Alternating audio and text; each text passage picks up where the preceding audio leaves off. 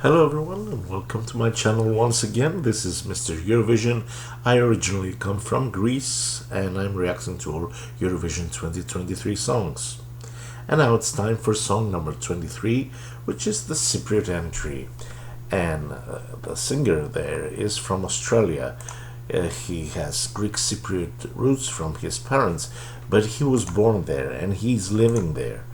And he comes around with a ballad, a power ballad that's called Break a Broken Heart. Let's take a listen to the song and react.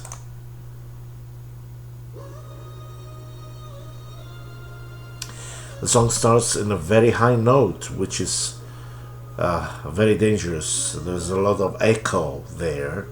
And I'm going to be very honest about this entry because, I'm Greek and Cypriot century always interests us a little more than all the other countries. This is a power ballad, so Cyprus goes this way for the very first time, and I think that power ballads are a little safe for Eurovision, but then again, they could go high placed or they could go low placed. They could be wonderful songs or they can be mediocre songs. You can have anything with a power ballad. This is a good song, but I have the same feeling that I had 2 years ago when Elena Tsagrinou sang El Diablo. What's the mistake with those entries? This is clearly a studio song. What do I mean with this term, studio song? I mean that in the studio you can do whatever you want. It's not live. So you can blend many parts of the song. I mean the vocal parts of the song. Then they can go and blend one to another.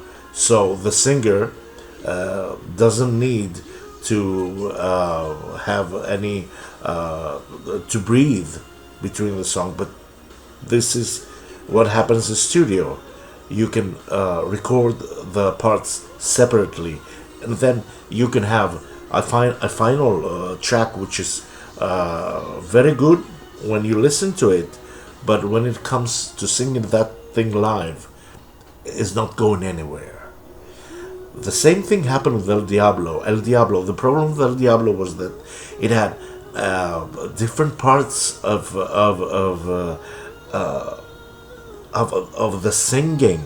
It had low parts, it had high parts, and then those parts were immediately one after the other. So if I raise my voice and go something like this, and then I lower my voice and go something like this, then if you want to have the same thing with the studio version, it's almost impossible.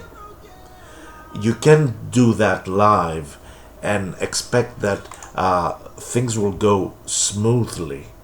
So this is a difficult song. It's much more difficult than El Diablo. So that makes it more dangerous when it comes to live. I mean, definitely some parts of the song will be pre-recorded, I mean the vocals, but as I listen to the song, I mean it's full of lead vocals. Even the high notes, the shoutings are lead vocals. You can't have them as the background. That thing is that makes me more nervous than anything. I believe that Andrew Labru has a very good voice, and he will do his best for bringing the song to a level that will definitely pass the semi-final.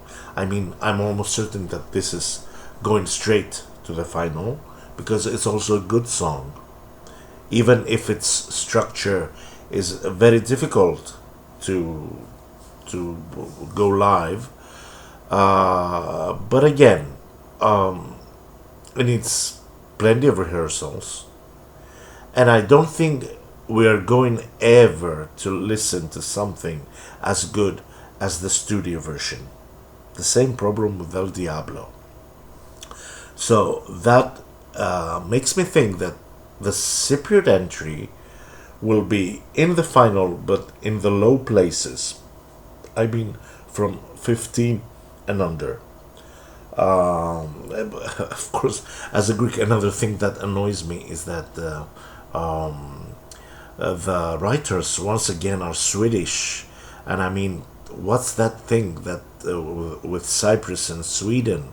I mean, there are definitely many Cypriot writers out there who want to write songs for Cyprus, and they're not given a chance. Well, the same thing happens in Greece as well, but I think it's got to stop sometime.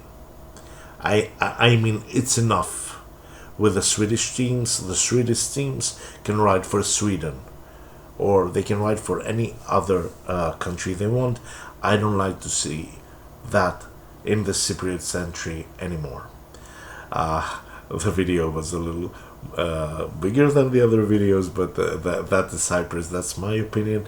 What's your opinion? Write it underneath in the comment section, and we will be back with another video. And if you like the channel, please subscribe. Bye bye for now.